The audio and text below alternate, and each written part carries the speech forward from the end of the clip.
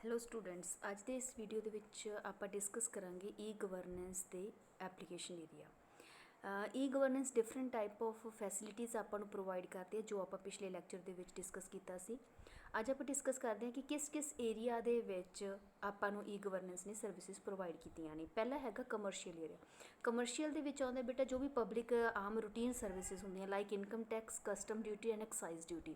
ਇਹ ਚੀਜ਼ਾਂ ਪਹਿਲਾਂ ਮੈਨੂਅਲੀ ਹੁੰਦੀ ਸੀ, ਆਪਾਂ ਮੈਨੂਅਲੀ ਫਾਰਮ ਫਿਲ ਕਰਕੇ ਪਰਟੀਕੂਲਰ ਡਿਪਾਰਟਮੈਂਟ ਦੇ ਵਿੱਚ ਸੈਂਡ ਕਰਦੇ ਸੀ, ਦੈਨ ਆਪਣੀ ਅੱਗੇ ਫਰਦਰ ਪ੍ਰੋਸੈਸਿੰਗ ਹੁੰਦੀ ਸੀ। ਹੁਣ ਇਹਨਾਂ ਡਿਪਾਰਟਮੈਂਟਸ ਨੇ ਆਪਣੀ ਪੋਰਟਲ ਕ੍ਰੀਏਟ ਕੀਤੇ ਹੋਏ ਆ, ਵੈਬਸਾਈਟਸ ਕ੍ਰੀਏਟ ਕੀਤੀਆਂ ਹੋਈਆਂ ਨੇ।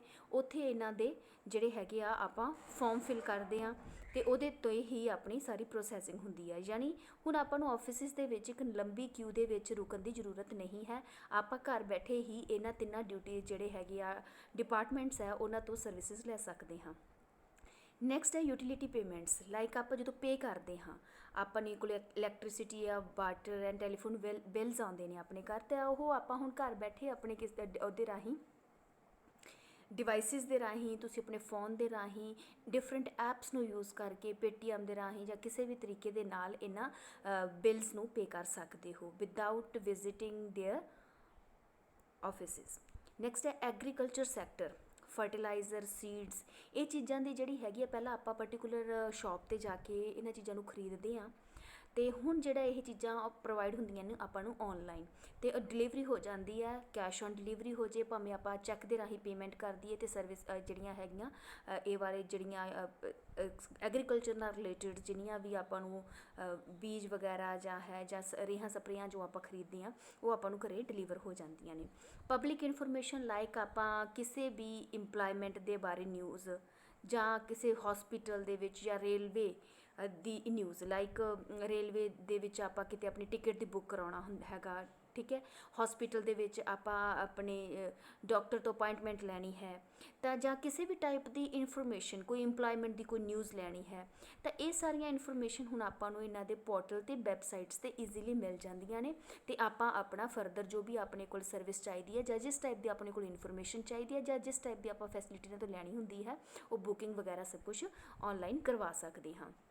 ਸੋਸ਼ਲ ਸਰਵਿਸ, ਲਾਈਕ ਜਿਹੜੇ ਹੁਣ ਆਪਣੇ ਕੋਲ ਸੇਵਾ ਕੇਂਦਰ ਹੈਗੀ ਆ, ਤਾਂ ਸੇਵਾ ਕੇਂਦਰ 'ਤੇ ਆਪਾਂ ਨੂੰ ਬਰਥ ਸਰਟੀਫਿਕੇਟ, ਡੈਥ ਸਰਟੀਫਿਕੇਟ, ਜਾਂ ਆਪਣੇ ਸਕੂਲ ਐਜੂਕੇਸ਼ਨ ਬੋਰਡ ਤੋਂ ਡਿਫਰੈਂਟ ਸਰਵਿਸ ਸਰਟੀਫਿਕੇਟ ਆਪਾਂ ਨੂੰ ਇਸ਼ੂ ਹੁੰਦੇ ਆ, ਤਾਂ ਉਹ ਆਪਾਂ ਸੇਵਾ ਕੇਂਦਰ 'ਤੇ ਜਾ ਕੇ ਜਾਂ ਸੇਵਾ ਕੇਂਦਰ ਦੀ ਵੈਬਸਾਈਟ 'ਤੇ ਵਿਜ਼ਿਟ ਕਰਕੇ ਪਰਟੀਕੂਲਰ ਸਰਟੀਫਿਕੇਟ ਹੈ ਇਸ਼ੂ ਕਰਵਾ ਸਕਦੇ ਹਾਂ। ਨੈਕਸਟ ਹੈ ਪਬਲਿਕ ਗ੍ਰੀਵਨੈਂਸ। ਇਹਦੇ ਵਿੱਚ ਕੀ ਹੈ, ਰਾਸ਼ਨ ਕਾਰਡ ਬਣਾਉਣਾ ਜਾਂ ਟਰਾਂਸਪੋਰਟੇਸ਼ਨ ਦੀਆਂ ਫੈਸਿਲਿਟੀਜ਼ ਹੈ। ਹੁਣ ਜਿਹੜੀਆਂ ਬੱਸਿਸ ਦੀਆਂ ਟਿਕਟਸ ਆ ਉਹ ਵੀ ਔਨਲਾਈਨ ਬੁੱਕ ਹੋ ਜਾਂਦੀਆਂ ਨੇ। ਰਾਸ਼ਨ ਕਾਰਡ ਹੈਗਾ ਅਤੇ ਇਹ ਵੀ ਔਨਲਾਈਨ ਆਪਣਾ ਬਣ ਜਾਂਦਾ ਹੈਗਾ। Rural service, like land records. ਹੁਣ ਪਹਿਲਾਂ ਹੁੰਦਾ ਸੀਗਾ ਵੀ ਆਪਾਂ ਪਟਵਾਰੀ ਕੋਲੇ ਜਾਂਦੇ, ਪਟਵਾਰੀ ਆਪਣੇ ਲੈਂਡ ਦਾ ਰਿਕਾਰਡ ਆਪਾਂ ਨੂੰ ਦਿੰਦਾ ਹੁੰਦਾ ਸੀਗਾ, ਜੋ ਵੀ ਫਰਦਾਂ ਵਗੈਰਾ ਆਪਾਂ ਲੈਂਦੇ ਹੁੰਦੇ ਸੀ, ਹੈ ਨਾ। ਹੁਣ ਉਹ ਜਿਹੜੀਆਂ ਸਰਵਿਸਿਜ਼ ਹੈਗੀਆਂ ਬੱਚੇ, ਉਹ ਸਾਰੀਆਂ ਆਪਾਂ ਨੂੰ ਔਨਲਾਈਨ ਪ੍ਰੋਵਾਈਡ ਹੋ ਗਈਆਂ। ਹੁਣ ਆਪਾਂ ਕਿਸੇ ਵੀ ਜਿਹੜਾ ਦੇਖੋ 10 ਰੁਪਏ ਦੀ ਜਿਹੜੀ ਫਰਦ ਹੁੰਦੀ ਸੀਗੀ, ਪਟਵਾਰੀ ਨੂੰ ਆਪਾਂ 500 ਰੁਪਇਆ ਪੇ ਕਰਕੇ ਉਹ ਫਰਦ ਲੈਂਦੇ ਸੀਗੇ, ਠੀਕ ਹੈ। ਹੁਣ ਜਿਹੜਾ ਲੈਂਡ ਰਿਕਾਰਡ ਹੈ ਉਹਦੇ ਪੋਰਟਲ ਦੇ ਉੱਤੇ ਸਾਰੀਆਂ ਆਪਣੇ ਜਿੰਨੀ ਵੀ ਜ਼ਮੀਨ ਹੁੰਦੀ ਆ, ਉਹ ਸਾਰਾ ਕਿਹੜੇ ਨਾਮ 'ਤੇ ਬੋਲਦੀ ਹੈ, ਕਿੰਨਾ ਉਹ 'ਤੇ ਲੋਨ ਹੈ, ਉਹ ਸਾਰੀ ਦੀ ਸਾਰੀ ਪੂਰੀ ਦੀ ਪੂਰੀ ਫਰਦ ਆਪਣੀ ਹੈਗੀ ਡਾਊਨਲੋਡ ਹੋ ਜਾਂਦੀ ਹੈ। ਪੁਲਿਸ ਤੇ FIR, ਜਿਹੜੀ ਪੁਲਿਸ ਦੇ ਵਿੱਚ ਆਪਾਂ ਰਜਿਸਟ੍ਰੇਸ਼ਨ ਕਰਾਉਣੇ ਆ, FIR ਵੀ ਆਪਾਂ ਕਹਿੰਦੇ ਨਾ 100 ਡਾਇਲ ਕਰਕੇ ਆਪਾਂ ਆਪਣੀ FIR ਦਰਜ ਕਰਵਾ ਸਕਦੇ ਹਾਂ, ਅਤੇ ਤੁਸੀਂ ਪੋਰਟਲ 'ਤੇ ਜਾ ਕੇ ਵੀ FIR ਦਰਜ ਕਰਵਾ ਸਕਦੇ। ਤੁਸੀਂ ਪੁਲਿਸ ਸਟੇਸ਼ਨ ਨੂੰ ਵਿਜ਼ਿਟ ਕਰਨ ਦੀ ਤੁਹਾਨੂੰ ਲੋੜ ਨਹੀਂ ਹੈਗੀ।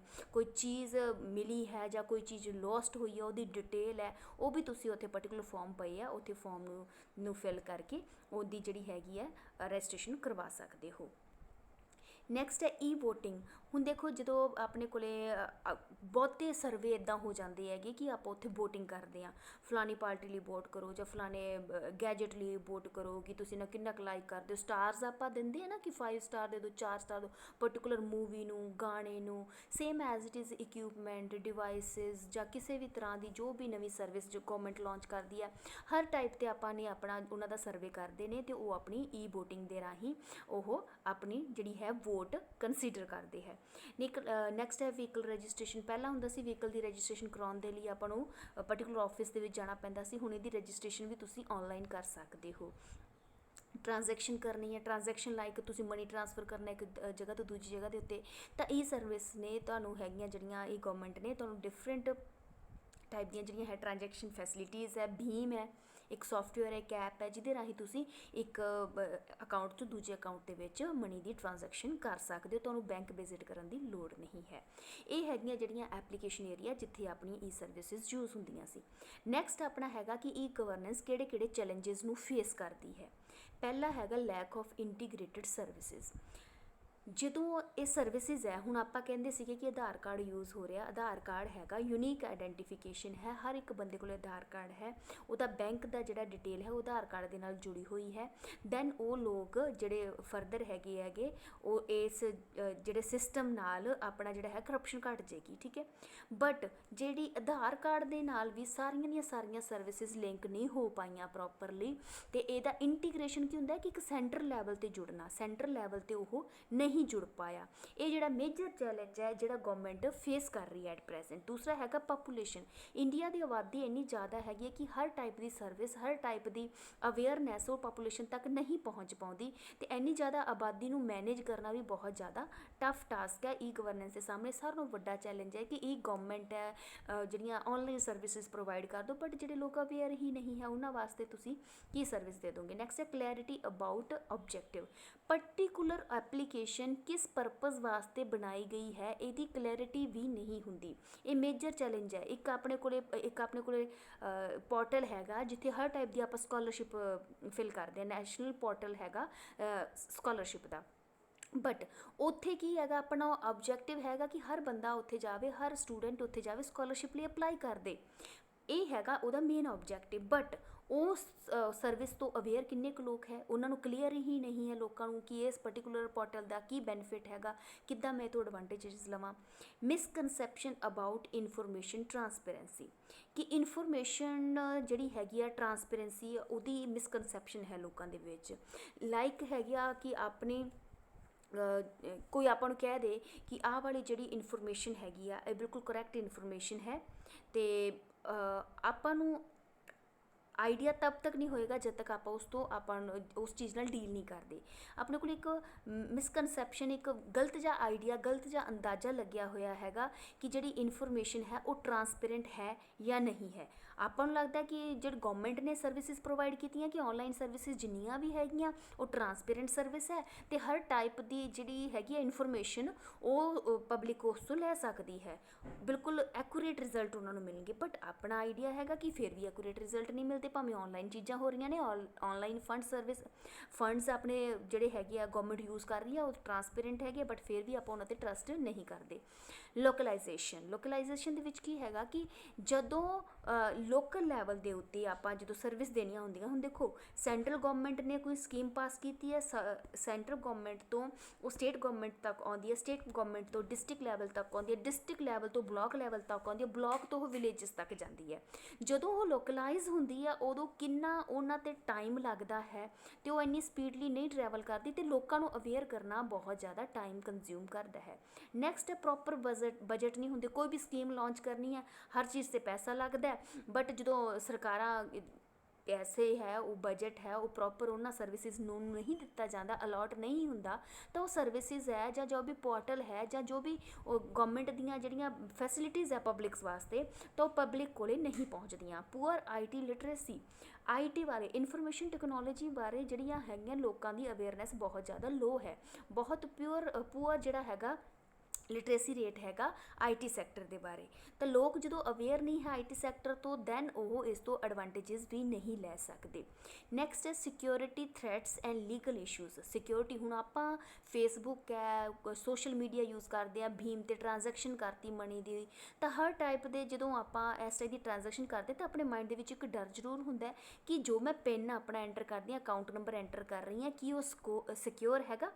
ਜੇ ਉਹ ਆਪਾਂ ਨੂੰ ਪਤਾ ਹੈ ਕਿ ਇੰਟਰਨੈਟ 'ਤੇ ਕੋਈ ਵੀ ਚੀਜ਼ ਸਿਕਿਉਰ ਨਹੀਂ ਹੈ। ਤੁਹਾਡੇ ਜਿਹੜੇ ਹੈਗੇ ਆ, ਤੁਸੀਂ ਫੋਟੋਜ਼ ਅਪਲੋਡ ਕਰਦੇ ਹੋ ਜਾਂ ਕੋਈ ਲੀਗਲ ਇਸ਼ੂਜ਼ ਆਪਣੇ, ਉਹਦੇ ਬਾਰੇ ਵੀ ਆਪਾਂ ਨੂੰ ਜਾਣਕਾਰੀ ਨਹੀਂ ਹੈ ਕਿ ਆਪਣੇ ਕੀ ਫੰਡਾਮੈਂਟਲ ਰਾਈਟਸ ਹੈਗੇ, ਆਪਾਂ ਸੋਸ਼ਲ ਮੀਡੀਆ ਕਿਸ ਤਰ੍ਹਾਂ ਯੂਜ਼ ਕਰਨਾ ਹੈ, ਕਿਸ ਤਰ੍ਹਾਂ ਮਿਸਯੂਜ਼ ਇਹਦਾ ਹੋ ਰਿਹਾ ਹੈ, ਅਤੇ ਕੋਈ ਮਿਸਯੂਜ਼ ਕਰਦਾ ਹੈ ਤਾਂ ਕੀ ਲੀਗਲ ਐਕਸ਼ਨ ਲੈਤੇ ਜਾਂਦੇ ਨੇ, ਆਪਾਂ ਨੂੰ ਉਹਦੇ ਬਾਰੇ ਅਵੇਅਰਨੈਸ ਨਹੀਂ ਹੈ, ਅਤੇ ਆਪਣੀ ਇਨਫੋਰਮੇਸ਼ਨ ਜਿਹੜੀ ਉਹ ਸਿਕਿਉਰ ਹੈ ਹੀ ਨਹੀਂ ਹੈ, ਕਿਉਂਕਿ ਕੋਈ ਬੰਦਾ ਤੁਹਾਡੀ ਇਨਫੋਰਮੇਸ਼ਨ ਨੂੰ ਹੈਕ ਕਰਕੇ ਉਹਨੂੰ ਮਿਸਯੂਜ਼ ਕਰ ਸਕਦਾ। ਮੈਕਸੀਮਮ ਯੂਜ਼ ਆਫ ਇਨਫਰਾਸਟਰਕਚਰ, ਜਿੰਨੀਆਂ ਗਵਰਨਮੈਂਟ ਸਰਵਿਸਿਜ਼ ਆਪਾਂ ਨੂੰ ਦਿੰਦੀ ਹੈ, ਜਿੰਨੀਆਂ ਸਰਵਿਸਿਜ਼ ਆਪਾਂ ਨੂੰ ਪ੍ਰੋਵਾਈਡ ਕਰਦੀ ਹੈ, ਉਹਨਾਂ ਦਾ ਆਪਾਂ ਪ੍ਰੋਪਰ ਯੂਜ਼ ਨਹੀਂ ਕਰ ਪਾਉਂਦੇ, ਪ੍ਰੋਪਰ ਯੂਟੀਲਾਈਜੇਸ਼ਨ ਉਹਨਾਂ ਦਾ ਨਹੀਂ ਹੁੰਦਾ। ਇਹ ਜਿਹੜਾ ਹੈਗਾ ਚੈਲੰਜ ਹੈ, ਜਿਹੜਾ ਹੈਗਾ ਈ ਗਵਰਨੈਂਸ ਫੇਸ ਕਰਦੀ ਹੈ। ਸਟੈਂਡਰਡਾਈਜੇਸ਼ਨ, ਜਦੋਂ ਕਿਸੇ ਵੀ ਚੀਜ਼ ਦਾ ਕੋਈ ਸਟੈਂਡਰਡ ਨਹੀਂ ਫਿਕਸ ਹੁੰਦਾ, ਹਰ ਬੰਦਾ ਆਪਣੇ ਤਰੀਕੇ ਨਾਲ ਪੋਰਟਲ ਬਣਾਉਂਦਾ, ਹਰ ਬੰਦਾ ਆਪਣੇ ਤਰੀਕੇ ਨਾਲ ਵੈਬਸਾਈਟ ਕ੍ਰੀਏਟ ਕਰਦਾ, ਕਈ ਨਕਲੀ ਵੈਬਸਾਈਟਸ ਵੀ ਕ੍ਰੀਏਟ ਹੋ ਜਾਂਦੀਆਂ ਨੇ, ਤਾਂ ਉਸ ਦੇ ਵਿੱਚ ਇੱਕ ਹਿਊਮਨ ਕਨਫਿਊਜ਼ ਹੋ ਜਾਂਦਾ, ਇੱਕ ਪਬਲਿਕ ਜਿਹੜਾ ਹੈਗਾ ਕਾਮਨ ਮੈਨ ਹੈਗਾ ਉਹ ਕਨਫਿਊਜ਼ ਹੋ ਜਾਂਦਾ ਹੈ ਕਿ ਮੈਂ ਕਿਸ ਚੀਜ਼ 'ਤੇ ਟਰਸਟ ਕਰਾਂ। ਤਾਂ ਇਹ ਬਿਗੇਸਟ ਇਸ਼ੂਜ਼ ਨੇ, ਬਿਗੇਸਟ ਚੈਲੰਜਸ ਨੇ ਜਿਹੜੇ ਈ ਗਵਰਨੈਂਸ ਦੀਆਂ ਸਰਵਿਸਿਜ਼ ਜਦੋਂ ਪਬਲਿਕ ਲੈਂਦੀ ਹੈ ਤਾਂ ਕੀ ਫੇਸ ਕਰਦੀ ਹੈ। ਨੈਕਸਟ ਹੈ ਇੰਟਰਨੈਟ ਵਰਕਿੰਗ। ਇੰਟਰਨੈਟ ਬੈਂਕਿੰਗ ਕੀ ਹੈਗਾ? ਇੰਟਰਨੈਟ ਬੈਂਕਿੰਗ ਦੇ ਵਿੱਚ ਕੀ ਹੈ ਕਿ ਜਦੋਂ ਤੁਸੀਂ ਬੈਂਕ ਦੇ ਸਾਰੇ ਕੰਮ, ਫਾਈਨੈਂਸ਼ੀਅਲ ਜਿਹੜੀਆਂ ਟ੍ਰਾਂਜੈਕਸ਼ਨਸ ਨੇ ਉਹ ਸਾਰੀਆਂ ਦੀਆਂ ਸਾਰੀਆਂ ਔਨਲਾਈਨ ਕਰਦੇ ਹੋ, ਤਾਂ ਉਹ ਕੀ ਬਣ ਜਾਂਦਾ? ਇੰਟਰਨੈਟ ਬੈਂਕਿੰਗ ਬਣ ਜਾਂਦਾ ਹੈ। ਇਹਦੇ ਵਿੱਚ ਤੁਸੀਂ ਘਰ ਬੈਠੇ ਸਿਕਿਉਰ ਵੈਬਸਾਈਟ ਨੂੰ ਆਪਰੇਟ ਕਰਕੇ ਆਪਣੀਆਂ ਟ੍ਰਾਂਜੈਕਸ਼ਨਸ ਨੇ, ਫਾਈਨੈਂਸ਼ੀਅਲ ਟ੍ਰਾਂਜੈਕਸ਼ਨ ਉਹ ਕਰ ਸਕਦੇ ਹੋ। It enables bank customer to handle, ਇਹ ਕੀ ਹੈ, ਜਿਹੜੇ ਬੈਂਕ ਦੇ ਕਸਟਮਰਸ ਹੁੰਦੇ ਆ ਉਹਨਾਂ ਨੂੰ ਇਹ ਦੱਸਿਆ ਜਾਂਦਾ ਇੰਟਰਨੈਟ ਬੈਂਕਿੰਗ ਦੇ ਵਿੱਚ ਕਿ ਤੁਸੀਂ ਘਰ ਬੈਠੇ through internet directly without visiting the bank ਤੁਸੀਂ ਕਿੱਦਾਂ ਯੂਜ਼ ਕਰ ਸਕਦੇ ਹੋ, ਕਿੱਦਾਂ ਹੈਂਡਲ ਕਰ ਸਕਦੇ ਹੋ ਅਕਾਊਂਟਸ ਨੂੰ, ਕਿੱਦਾਂ ਮੈਨੇਜ ਕਰ ਸਕਦੇ ਹੋ। ਉਹ ਇੰਟਰਨੈਟ ਬੈਂਕਿੰਗ ਦਾ ਮੇਨ ਉਹਦਾ ਇਹ ਆਪਾਂ ਕਹਿੰਦੇ ਫੀਚਰ ਹੈ। ਬੈਂਕਿੰਗ ਦੇ ਵਿੱਚ ਜਦੋਂ ਪੁਰਾਣੇ ਟਾਈਮ ਦੇ ਵਿੱਚ ਸੀ ਆਪਾਂ ਵਿਜ਼ਿਟ ਕਰਦੇ ਸੀ ਬੈਂਕ ਨੂੰ, ਬਟ ਅੱਜ ਦੇ ਟਾਈਮ ਦੇ ਵਿੱਚ ਜਿਹੜੇ ਆਪਾਂ ਇੰਟਰਨੈਟ ਉੱਤੇ ਇੰਟਰਨੈਟ ਨੂੰ ਯੂਜ਼ ਕਰਕੇ ਆਪਾਂ ਬੈਂਕ ਦੀਆਂ ਵੈਬਸਾਈਟਸ ਨੂੰ ਵਿਜ਼ਿਟ ਕਰਦੇ ਹਾਂ ਅਤੇ ਉਸ ਜਿਸ ਤਰ੍ਹਾਂ ਦੀਆਂ ਸਰਵਿਸਿਜ਼ ਉਹ ਆਪਾਂ ਨੂੰ ਉੱਥੇ ਪ੍ਰੋਵਾਈਡ ਕਰਦੇ ਆਪਣੇ ਪੋਰਟਲ ਦੇ ਉੱਤੇ, ਉਹ ਸਰਵਿਸਿਜ਼ ਨੂੰ ਆਪਾਂ ਲੈ ਲੈਂਦੇ ਹਾਂ। ਹੁਣ ਆਪਾਂ ਘਰੇ ਆਪਾਂ ਲੈਪਟਾਪ 'ਤੇ ਵੀ, ਆਪਾਂ ਮੋਬਾਈਲ ਦੇ ਉੱਤੇ ਵੀ ਇੰਟਰਨੈਟ ਕਨੈਕਸ਼ਨ ਲੈ ਕੇ ਬੇਸਿਕ ਸਾਰੀਆਂ ਬੈਂਕ ਦੀਆਂ ਸਰਵਿਸਿਜ਼ ਆਪਾਂ ਯੂਜ਼ ਕਰ ਸਕਦੇ ਹਾਂ। ਤੁਸੀਂ ਫੋਨ ਰਾਹੀਂ ਕਿਸੇ ਮਰਜ਼ੀ ਟਾਈਪ ਦਾ ਵਾਈਫਾਈ ਨਾਲ ਯੂਜ਼ ਕਰ ਲਓ, 3G ਕਨੈਕਸ਼ਨ ਲੈ ਲਓ, ਇਹਨਾਂ ਦੇ ਨਾਲ ਇੰਟਰਨੈਟ ਬੈਂਕਿੰਗ ਤੁਸੀਂ ਯੂਜ਼ ਕਰ ਸਕਦੇ ਹੋ। ਇੱਥੇ ਕਸਟਮਰ ਜਦੋਂ ਇੰਟਰਨੈਟ ਬੈਂਕਿੰਗ ਯੂਜ਼ ਕਰਦਾ ਹੈਗਾ ਤਾਂ ਉਹ ਕੀ ਕਰ ਸਕਦਾ? ਆਪਣੇ ਕਸਟਮਰ ਜਿਹੜੇ ਆਪਣੇ ਅਕਾਊਂਟਸ ਨੂੰ ਮੋਨੀਟਰ ਕਰ ਸਕਦਾ, ਉਹਨੂੰ ਵਿਊ ਕਰ ਸਕਦਾ, ਕੋਈ ਟ੍ਰਾਂਜੈਕਸ਼ਨ ਉਹਨੂੰ ਡਾਊਨਲੋਡ ਕਰ ਸਕਦਾ ਹੈ, ਫੰਡਸ ਇੱਕ ਜਗ੍ਹਾ ਤੋਂ ਦੂਜੀ ਜਗ੍ਹਾ ਟ੍ਰਾਂਸਫਰ ਕਰ ਸਕਦਾ ਹੈ, ਸੇਵਿੰਗ ਹੈ, ਮਨੀ ਹੈ, ਜਿਸ ਤਰ੍ਹਾਂ ਦੀਆਂ ਵੀ ਉਹਨਾਂ ਦੇ ਅਕਾਊਂਟਸ ਦੇ ਵਿੱਚ ਸਰਵਿਸਿਜ਼ ਜਿਹੜੀਆਂ ਆਪਾਂ ਔਨਲਾਈਨ ਲੋਨ ਹੈ, ਐਕਟੀਵਿਟੀ ਹੈ, ਠੀਕ ਹੈ ਜੀ, ਰੀਪੇਮੈਂਟ ਕਰਨੀ ਹੈਗੀ ਆ, ਜਾਂ ਕਲਾਇੰਟ ਇੱਕ ਜਗ੍ਹਾ ਤੋਂ ਦੂਜੀ ਜਗ੍ਹਾ 'ਤੇ ਬੈਂਕ ਅਕਾਊਂਟ ਹੀ ਟ੍ਰਾਂਸਫਰ ਕਰਨਾ ਚਾਹੁੰਦਾ, ਜਾਂ ਇਲੈਕਟ੍ਰੋਨਿਕਲੀ ਉਹ ਬਿੱਲ ਪੇ ਕਰਨਾ ਚਾਹੁੰਦਾ, ਹਰ ਟਾਈਪ ਦੀ ਜਿਹੜੀ ਸਰਵਿਸਿਜ਼ ਹੈ ਬੈਂਕ ਨਾਲ ਰਿਲੇਟਡ, ਕੈਸ਼ ਨਾਲ ਰਿਲੇਟਡ, ਉਹ ਆਪਾਂ ਜਦੋਂ ਔਨਲਾਈਨ ਕਰਦੇ ਹਾਂ ਉਹ ਬਣ ਜਾਂਦੀ ਹੈ ਇੰਟਰਨੈਟ ਬੈਂਕਿੰਗ। ਇੰਟਰਨੈਟ ਬੈਂਕਿੰਗ ਬਹੁਤ ਜ਼ਿਆਦਾ ਈਜ਼ੀ ਪ੍ਰੋਸੈਸ ਹੈ। ਇਹਦੇ ਨਾਲ ਤੁਸੀਂ ਜਿਹੜਾ ਹੈਗਾ ਕਸਟਮਰ ਦੀ ਵੈਰੀਫਿਕੇਸ਼ਨ ਉਹਦੇ ਪਾਸਵਰਡ ਦੇ ਨਾਲ ਹੁੰਦੀ ਹੈ। ਹਰ ਇੱਕ ਬੰਦੇ ਕੋਲ ਡਿਫਰੈਂਟ ਪਾਸਵਰਡ ਹੁੰਦਾ। ਜੇ ਤੁਹਾਡੇ ਕੋਲ ਪਾਸਵਰਡ ਹੈ, ਜਿਵੇਂ ਆਪਾਂ ਪਿੰਨ ਲਾਉਂਦੇ ਹਾਂ ਤਾਂ ਆਪਣੇ ਕੋਲ ਪਿੰਨ ਹੈਗਾ, ਜੇ ਪਿੰਨ ਹੈਗਾ ਦੈਨ ਆਪਾਂ ਉਸ ਪਰਟੀਕੂਲਰ ਐਪਲੀਕੇਸ਼ਨ ਨੂੰ ਯੂਜ਼ ਕਰ ਸਕਦੇ। ਜੇ ਆਪਣੇ ਕੋਲ ਪਿੰਨ ਨਹੀਂ ਹੈ ਤਾਂ ਆਪਣੇ ਅਕਾਊਂਟ ਨੂੰ ਕੋਈ ਵੀ ਖੋਲ੍ਹ ਨਹੀਂ ਸਕਦਾ।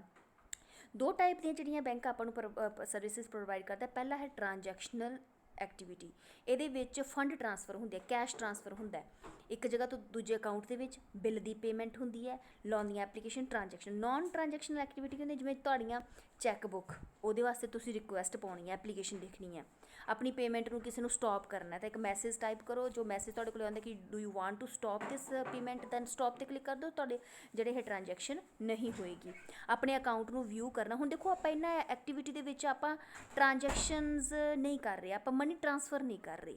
ਨੋਨ ਟ੍ਰਾਂਜੈਕਸ਼ਨਲ ਐਕਟੀਵਿਟੀਜ਼ ਕਿਹੜੀਆਂ ਹੁੰਦੀਆਂ, ਇਹਦੇ ਵਿੱਚ ਕੋਈ ਟ੍ਰਾਂਜੈਕਸ਼ਨ ਨਹੀਂ ਹੁੰਦੀ, ਜਸਟ ਆਪਣੇ ਕੋਲੇ ਕੁਛ ਫਾਰਮਸ ਹੁੰਦੇ ਆ ਜਾਂ ਕੁਛ ਪਿੰਨ ਕੋਡਸ ਹੁੰਦੇ ਆ ਜਿਹਦੇ ਨਾਲ ਆਪਾਂ ਆਪਣੇ ਅਕਾਊਂਟ ਨੂੰ ਚੈੱਕ ਕਰਨਾ ਹੁੰਦਾ ਹੈ। ਅਕਾਊਂਟ ਦੇ ਵਿੱਚ ਕੁਛ ਵੀ ਚੈੱਕ ਕਰੋ, ਭਾਵੇਂ ਚੈੱਕਬੁੱਕ ਚੈੱਕ ਕਰੋ, ਕੋਈ ਪੇਮੈਂਟ ਸਟੋਪ ਕਰ ਦਿਓ, ਜਾਂ ਪਿਛਲਾ ਬੈਲੈਂਸ ਦੇਖ ਲਓ, ਜਾਂ ਆਪਣੀ ਰੀਸੈਂਟ ਟ੍ਰਾਂਜੈਕਸ਼ਨ ਕਿਹੜੀ ਹੋਈ ਉਹ ਦੇਖਣੀ ਹੈ, ਜਾਂ ਕਿਹੜੇ ਕਿਹੜੇ ਪੇ ਚੈੱਕ ਹੋਏ ਹੈਗੇ ਉਹਨਾਂ ਦੀ ਵਿਊ ਉੱਥੇ ਫੋਟੋ ਆਈ ਪਈ ਹੁੰਦੀ, ਉਹ ਫੋਟੋ ਦੇਖਣੀ ਹੈ। ਠੀਕ ਹੈ, ਇਹ ਹਰ ਟਾਈਪ ਦੀਆਂ ਜਿਹੜੀਆਂ ਹੈ ਸਰਵਿਸਿਜ਼। ਹੁਣ ਬੈਂਕ ਇਸ ਚੀਜ਼ ਲਈ ਇਨਸ਼ੋਰ ਹੁੰਦਾ ਹੈਗਾ ਕਿ ਜੋ ਵੀ ਤੁਸੀਂ ਔਨਲਾਈਨ ਟ੍ਰਾਂਜੈਕਸ਼ਨ ਕਰੋਗੇ ਉਹ ਸਿਕਿਉਰ ਹੋਣੀ ਆ, ਕੋਈ ਸਿਕਿਉਰਿਟੀ ਥ੍ਰੈਟ ਨਹੀਂ ਹੋਏਗਾ। ਠੀਕ ਹੈ, ਤੁਹਾਡਾ ਡਾਟਾ ਬਿਲਕੁਲ ਪ੍ਰੋਟੈਕਟ ਕਰਕੇ ਰੱਖਿਆ ਜਾਏਗਾ।